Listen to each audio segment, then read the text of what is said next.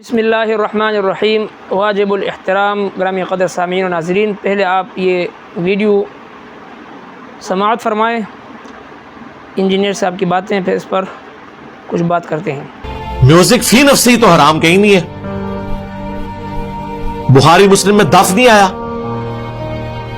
بخاری میں حدیث نہیں ہے کہ عائشہ تم نے گانے والی کیوں نہیں بھیجی شادی کے موقع پر، ابن ماجہ میں ترمذی میں حدیث نہیں ہے کہ حلال نکاح اور حرام نکاح میں گانے کا فرق ہے۔ جس نکاح میں گانے کے ذریعے اناؤنسمنٹ کی جاتی ہے، گانے کے ذریعے بھی ہو سکتی ہے، کسی اور ذریعے سے بھی، وہ نکاح حلال ہے، اور جس میں گانا نہیں ہے وہ نکاح حرام ہے۔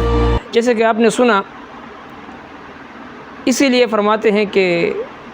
انہوں نے دین کب سیکھا ہے، رہ کر شیخ کے گھر میں، پلے کالج کے چکر میں، مرے صاحب کے دفتر میں۔ ایسی باتیں اور ایسی تعلیم جو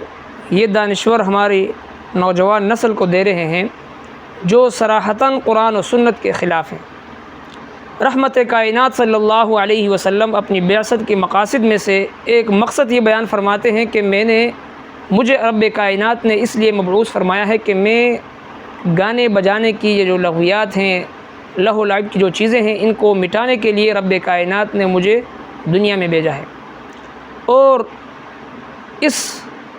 ویڈیو میں جو یہ حضرت اس گانے کے بارے میں کہہ رہے ہیں کہ جس کے بغیر نکاح حرام ہے،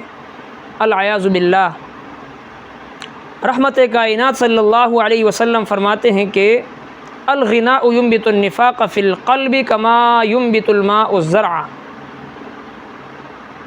گانا بجانا، میوزک اور موسیقی دل میں منافقت کو ایسے پیدا کرتا ہے جیسے پانی کھیتی کو اگاتا ہے۔ جس طرح پانی کے ذریعے سے کھیتی اور سرسبز و شاداب، زمینیں سرسبز و شاداب ہوتی ہیں، کھیتی سرسبز و شاداب ہوتے ہیں، اسی طرح میوزک اور گانے کی وجہ سے دل میں منافقت پیدا ہوتا ہے۔ تو نبی کریم صلی اللہ علیہ وسلم کے مبارک فرامین کو اور ان میوزک اور موسیقی اور گانے بجانے کے حوالے سے جو ترغیب